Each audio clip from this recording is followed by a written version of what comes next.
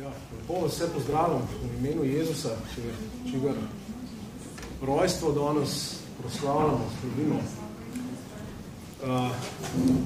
Danes je Božič. Kako govoriti o eni taki stvari? Kako prav kaj povedati? Zdaj, začel bom z odlomkom iz Svetega pisma in dejansko ga bom prebral v prevodu, na katerem delamo. In tako, kot je Andrej rekel, dejansko v ta odlomk smo res, pretočili precej ur. Je to zelo znan odlomk in ne se ustrašati, to, kar bom prebral, bo dosti drugače od tega, ker ste vajeni, ker ima drug namen kot standardni prevod. Besedilo, ki ga berem, bo slavni prolog v Janezov evangeliji, se pravi, Janezov evangeliji, prvo poglavje, vrstice 1 do 18. Če kdo hoče spremljati v standardnem prevodu, ali pa lahko si pozneje preberete magar. Ampak bom prebral ta prevod tudi zato, ker ena od stvari, ki jo želim danes, da jo mogoče večkrat izkusimo ali pa začutimo, je to, da je Božič nekaj drugega. Drugega, kot si mislimo, drugo, kot pričakujemo, nekaj drugega, ker od okvirov, v katerih se ponavadi gibljemo. Ker če je Božič kaj, potem to točno udor Boga, ki je nad vsem v te naše omejitve, v naše okvire, v naše omejenosti. No in tole bo eno od orodij, da poskušam naše okvire mečken premakniti. Se pravi, berem evangelij po Janezu, prvo poglavje. Prednje karkoli bilo, je bil zakon, ki ureja vse vesolje. Bog in ta zakon sta bila skupaj od začetka. In zakon je bil povsem enak Bogu. Ko je Bog ustvarjal svet, ga je ustvarjal s tem zakonom. Ta zakon je vir vsega, kar obstaja. Zakon oživlja vse in ljudem kaže pravo življenje. Zakon je svetloba, ta svetloba vedno sveti. Tema jo je poskusila premagati, pa je ni mogla. Nastopil je Božji poslanec, ime mu je bilo Janez. Prišel je potrditi, kdo je ta svetloba. S tem naj bi vsem pomagal, da bi zaupali tej svetlobi. Janez sam ni bil svetloba. Prišel je, da bi ljudem pokazal pravo svetlobo. Ta svetloba vsem ljudem prinaša pravo spoznanje Boga. Prihajala je k človeštvu, ki ga je sama ustvarila. Toda, ko je prišla, je niso prepoznali. Prišla je k svojemu ljudstvu, pa so jo zavrgli. Vsem, ki pa so spoznali, kdo je in so jo sprejeli, je podarila privilegij. Sprejela jih je za Božje sinove in hčere. Božji so postali, ker jih je prerodil Bog, ne po naravni poti ali človeškem rojstvu. Zakon, ki ureja vse vesolje, je postal čisto navaden človek in začel prebivati med nami. Videli smo, da je poln veličastne Božje svetlobe. On je namreč Božji sin edinec, zato mu pripada vsa očetova moč. V njem smo videli vso moč Božje ljubezni in spoznali, kdo je Bog. Janez je jasno potrdil, da, to je on. On je višji in pomembnejši od mene, ker je obstajal že zdaj pred mano. V sinu edincu prekipeva Božja dobrota. Od njegovega bogatstva živimo vsi. Mojzes nam je dal Božji zakonik, Mesija Jezus pa nam je pokazal vso moč Božje ljubezni. Pokazal nam je, kdo je Bog. Bog je bil za človeka nedosegljiv. Samo edinec, ki je povsem enak Bogu, ga pozna od blizu. Samo on nam je lahko zares predstavil Boga.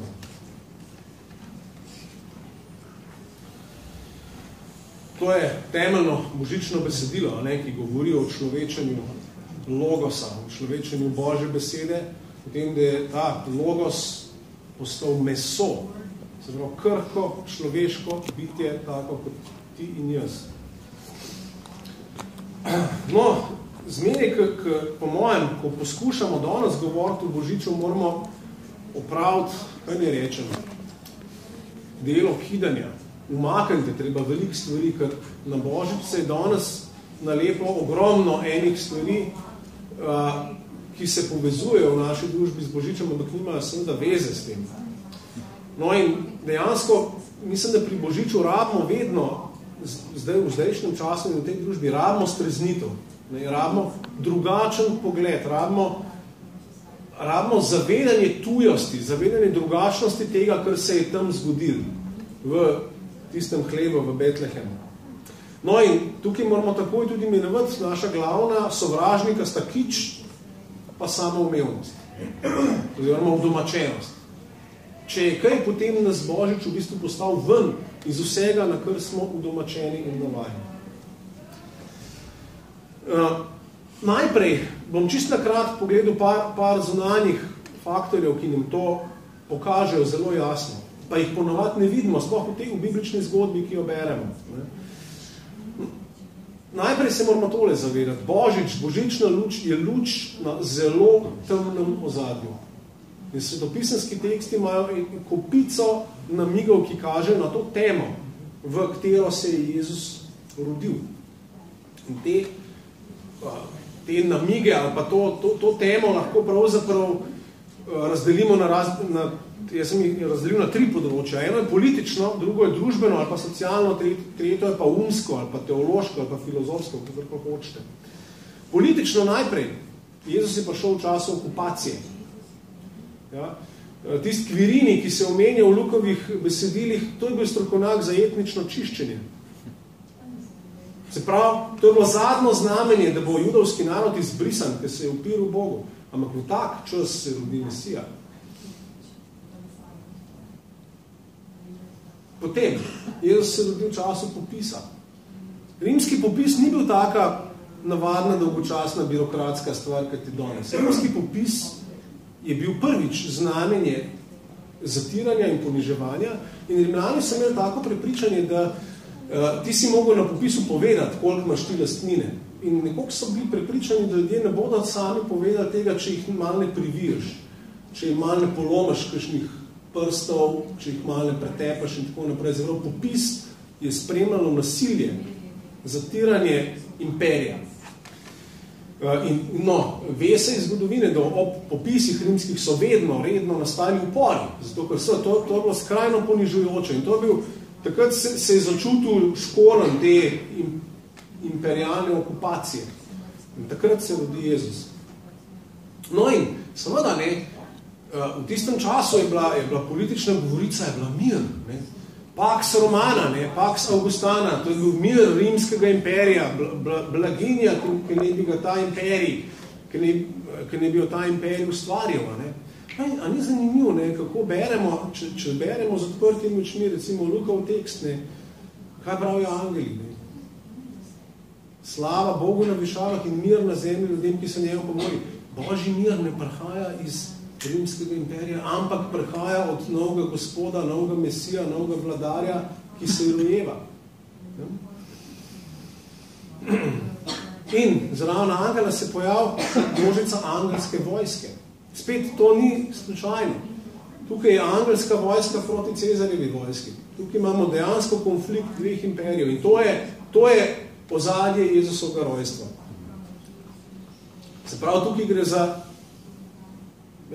izziv, za spopad, za rušenje nečesa. In imamo vprašanje za nas, vse danes. Kaj je danes tisti veliki imperij, ki ga Jezusov Božič, Jezusovo rojstvo izziva in ki ga Jezusovo rojstvo ruši? Gremo naprej. Socialna tema. Jezusova mati Marija in lik je pravzaprav preloški lik v Novi zavezi. In če beremo njeno hvalnico, ona prerokuje prevrat. Ne seveda nasilen prevrat, da ne bo kdo narobe razumel, pa vendar. Ona prerokuje, da bo tisti, ki so na vrhu družbene lestvice, pristali na tleh. In tisti, ki so na dnu, da bodo povzdignjeni. Mogočne je vrgel s prestolom, prerokuje. To moramo brati z odprtimi očmi. To niso neke sladke besedice, to so zelo resne besede. Mesija prihaja v svet in obrača stvari. No in že samo okoliščina rojstva, ne? Jezus se rodi v bedi. Jezus je zavrnen takoj, v štartu, v prvi sekundi. Ni prostora za njega. Prostor je tam v štali, tam v dzuni. Tam, kjer je bilo po judovskih pravilih nečisto, ker so bile tam živali. Ampak Jezus se tam rodi. Tam, udrinjen. No, in to je seveda dobra novica za nas. Ker očitno se Jezus ni branil uležt in počivati v taki bedi. Torej, tudi naša srca, naša življenja, ki se lahko dostakrat počutijo bedno, so ta pravo ležišče za Gospoda, če se mu počne odprej. Ta pravo počivališče za njega. Pa tudi naprej, pastiri so bili spet marginalci, odrinjenci, danes bi bili to eni delavci, ki delajo na črno iz bivših južnih jugoslovanskih republik. To so te pastiri. Tisti, ki so brez pravice. Ampak njim se angel razodane. Ne unim visokim, ne unim vzvišenim, ne velikim duhovnikom. Unim tam, sezonskim delavcem brez pravic. Njim se angeli razodanejo in njim jim pokažejo, gledajte, tam se je nekaj res dobrega zgodilo za nas. To moramo slišati, to moramo videti. Pomamo pa še mečkam poznaj v Matejevi zgodbi imamo te mage z vzhoda. Tradicionalno se jim reče sveti trije kralji, ampak niso bili niti sveti, niti trije, niti kralji. Dejansko v grščini so to magoji, so magi, čarovniki, verjetno astrologi, se pravi socialno, politično in tudi teološko blazno vprašljivi, ampak oni pridejo, oni dojamejo. Halo, kakšno sporočilo je to? Oni dojamejo, oni sprevidijo, kaj se v resnici dogaja. Spet eni čisti outsideri iz našega vidika. Ne? Pomamo pa še ta seveda glavni škandal Božiča, ki je pa pravzaprav miselni, ki je obi rekel filozofski ali pa teološki. Ne? Devica rodi Božjega sina. Deviško rojstvo. Ne? Sami vemo, kako je ta stvar, kako je to stvar težko razložiti ljudem, ki ne verujejo v Boga. To je pač nekaj, iz česar se je najlažje zafrkavati, se zdi. Ne? Ker tudi je, ker je čudno, ker je skrajno čudno. Ne? Ampak obenem je to znamenje, ki je, recimo po mnenju teologov, recimo teologa Karla Barta, je to znamenje, ki je točno paralelno drugemu znamenju iz konca Jezusove zgodbe in to je znamenje praznega groba. Eno znamenje na začetku, eno na koncu pokažete, da se je tukaj v tem Jezusu zgodilo nekaj radikalno, bistveno drugega. Bog sam, Bog, ki je nad vsem, ki je neviden, ki je nedostopen, je sam osebno stopil na sceno človeške zgodovine. In to se vidi z tem, kako je vstopil in kako je izstopil.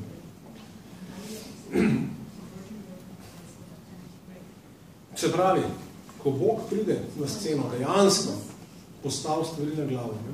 Lahko bi rekel, da kamen ne ostane na kamen. Ne? On spremeni vse stvari, seveda zato, ker je prišel v svoj svet in ker ga je prišel urediti, tako kot je prav. Naš svet ni v redu. Naša življenja niso v redu, naša družba ni v redu, nič ni v redu. Ampak to je tema. Ampak dobra novica je Bogu se ni zdelo za malo stopati v to temo, v to umazanijo. No, zdaj pa gremo lahko še en korak naprej. To je ozadje, ki ga moramo imeti pred očmi, ko govorimo in ko razmišljamo o Božiču. Tukaj se ne smemo preslepiti s kičem, ki nam ga ponuja družba in s občutkom udomačenosti. Ne, če je kaj, je seveda to zgodba o novem kraljestvu, o novi domovini, o Božjem kraljestvu, ki seveda se je izteklo tako, kot se edino lahko s križem in z ustajenjem. In je zelo prav, da ob božičnih pesmih pojemo te pesme odrešenja in o križu, ker to dvoje spada skupaj. In zato je Božič velik krščanski praznik, ker je nujna druga stran velike noči. In samo eno z drugim deluje pravilno. In pravzaprav že v tem takojšnjem, te takojšnji zavrnitvi Jezusa v rojstvu vidimo senco križa. Čisto enostavno. In to je Jezusa seveda spremljalo potem ves čas naprej. Ne. Tudi Simeon je tako prorokoval, ne. On je znamenje, ki se mu bo nasprotovalo. Ne. Se pravi, vsi, ali pa večina bo kontra temu tvojemu sinu, Marija. Ne. On bo upadec in ustajenje mnogim v Izraelu. Se pravi, ne, to, kar prihaja v svet, je nekaj, kar definitivno izziva in ruši naše meje. No, zdaj bi pa rad pravzaprav prišel do glavne poante tega, kar želim danes povedati in k čemu nas želim spodbuditi. Zdaj ta grška beseda, ki smo jo slišali prevedeno v tem odlomku na začetku kot zakon, ki ureja vse vesolje, ki je v standardnem prevodu prevedena kot zgolj beseda. Ta grška beseda logos je izredno bogata beseda in zajema mnoge različne odtenke pomena. In en odtenk, ki bi ga rad danes odčrpal, je pa to, da ta beseda pomeni tudi misel, pomeni tudi mišljenje, pomeni tudi razum, razumnost, pomeni pamet. In recimo, no, vidi se, da so vsaj nekateri kristjani tako razumeli, ne, zgodne krščanska zbirka hvalnic Salomonove ode, na več mestih, ko govorijo o človečenju besede, govorijo o človečenju Božje misli, tako paralelno. Vidi se, da je to za pisca ena in ista stvar. No in ta misel, ne, dajmo večkrat razmišljati, kaj to pomeni. Ne. Zdaj tudi upozoril bi vas že v temle, no, že v temle odlomku, ki smo ga brali, smo brali takole, ne. Zakon, ki ureja vse vesolje, je postal navaden človek. Lahko lahko zakon postane človek. Ampak dejansko je trditev tega odlomka je toliko škandalozna in toliko nepričakovana. Dejansko, recimo, ve se, da v prvih stoletjih, ko so brali tale tekst, problem teksta ni bil v tem, kar na začetku piše. Ne? V začetku je bila beseda, se pravi ta beseda, po kateri je Bog vse stvar. To so verjeli tudi pogani. Poganski filozofi so prišli do tega, da vesolje ureja nek logos, nek božanski zakon, ki je, se pravi, tako drugač božanski, ki ureja planete, zvezde, zemljo, letne čase in tako naprej. Ta predstava ni bila problem. Problem je bilo tole, ker pride v tejle 14. vrstici. Beseda je postala meso. Zakon, ta zakon, ko ureja vse vesolje, kar naenkrat postal človek. To je približno toliko nezaslišano, kot če bi danes rekel, gravitacijski zakon se je človečil, postal človek. Tako čudno, tako nenavadno in hkrati tako bistveno, tako pomenljivo. Se pravi, tisto, kar drži, da vse skupaj, da ne razpade, tisto je postal človek in prebival med nami. Tukaj vidimo to skrajno težavo, ki jo imamo mislili kot ljudje, kako to razumeti. In jasno, ta božična zgodba ne kliče na prvem mestu k razumevanju, ampak kliče k zaupanju, k veri. Pa vendar, če pa zdaj tale beseda, tudi Božji logos, če je to Božja misel, potem nam Bog tukaj nekaj daje. Dejansko mislim, da bi smeli reči takole. V tem dogodku, v Jezusovem rojstvu vidimo, da se nam je Bog odprl in da se nam je Bog odprl od znotraj. Bog nam dejansko želi dati svoje lastno mišljenje, svoj In jasno seveda s tem, ko pa tako prihaja k nam, pa trka k nam, da se mu mi odpremo od znotraj. Da mu mi odpremo svoj da on dejansko nam lahko to podari, ker nam ima za podari. Ker če ostanemo zaprti, seveda ne prejmemo ničesa. Se pravi, ena odprtost kliče drugo odprtost v nas. Zato je seveda klic Boga in klic k Bogu posod v Novi zavezi. Je ta klic k spokorjenju, spreobrnenju, ampak v grščini to pomeni sprememba mišljenja. Dejansko pomeni nov način notranjega mišljenja v človeku. To je biblični pojem spokorjenja oziroma spreobrnenja. No in če se vam zdi tole, kar sem zdaj rekel, mogoče malo pretirano, bi vas pa upozoril na par mest v Svetem pismu. Ki bom kar na hitro citiral, pa si jih lahko doma preberete. Predvsem Pavel piše predvsem tem, recimo na koncu 2. poglavja 1. pisma Korinčanom reče, mi pa imamo Kristusov Zelo drzna je. Potem v pismu Rimljanom piše, da naj mislimo, da bomo premišljeni.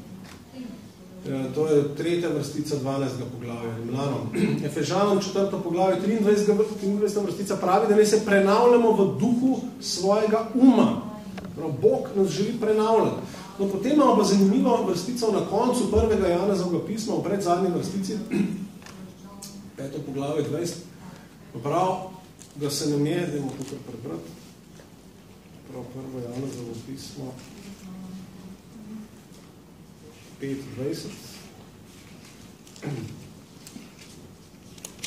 Vemo, da je Božji sin prišel in nam dal razum,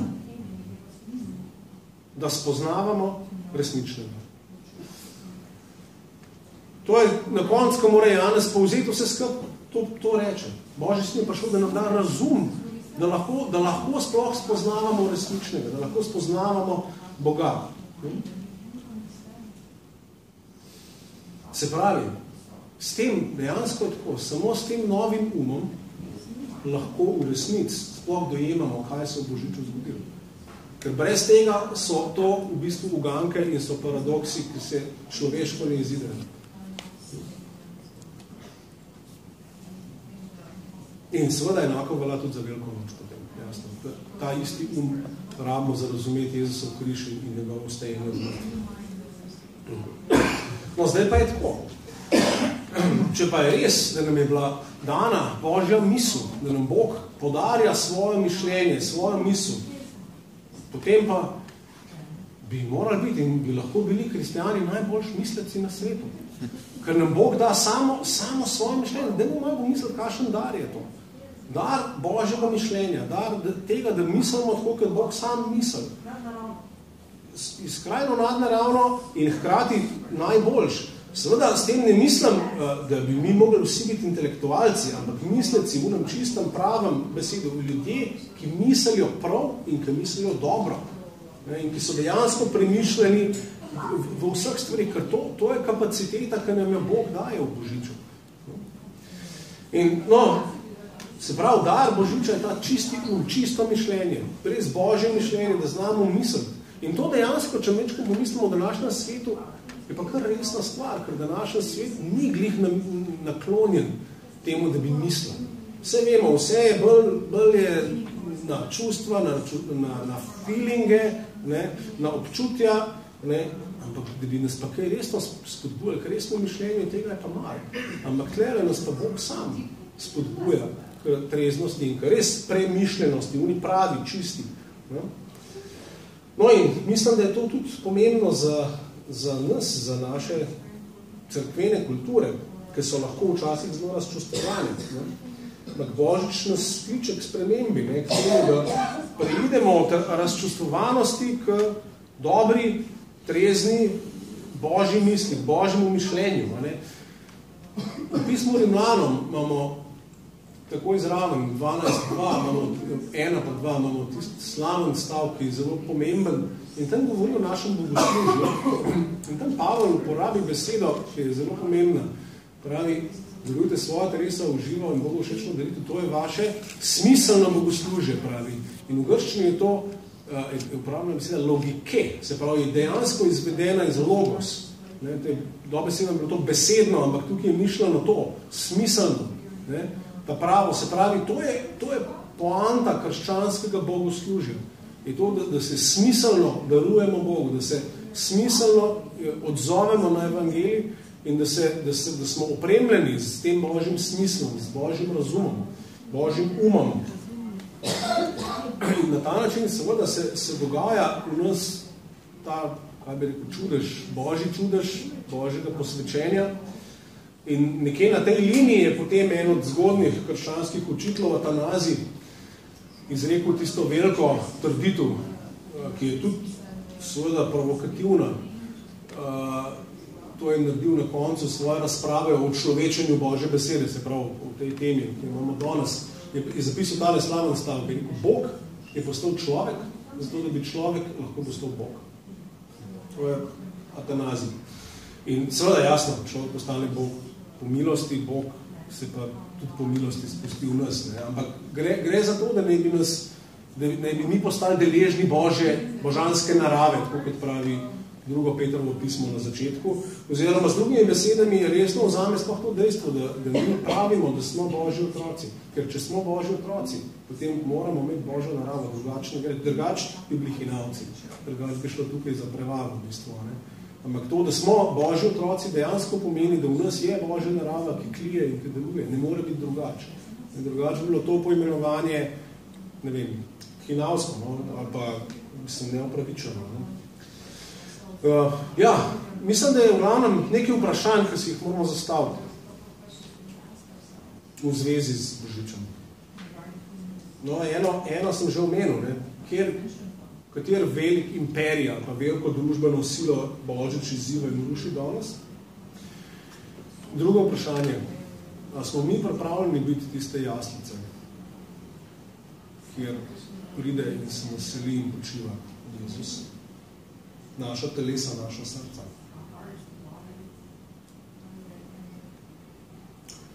Naprej, katera družbena razmerja danes izziva in duši Božič. Ker vidimo, da jih. Da v unem času jih je gotovih danes. Ne bi mogli drugače. In če bil Jezus rojen tako čudno in čudežno, kaj pomeni biti novo rojen po podobi tega čudnega rojstva? Kaj to pomeni za naše novo rojstvo?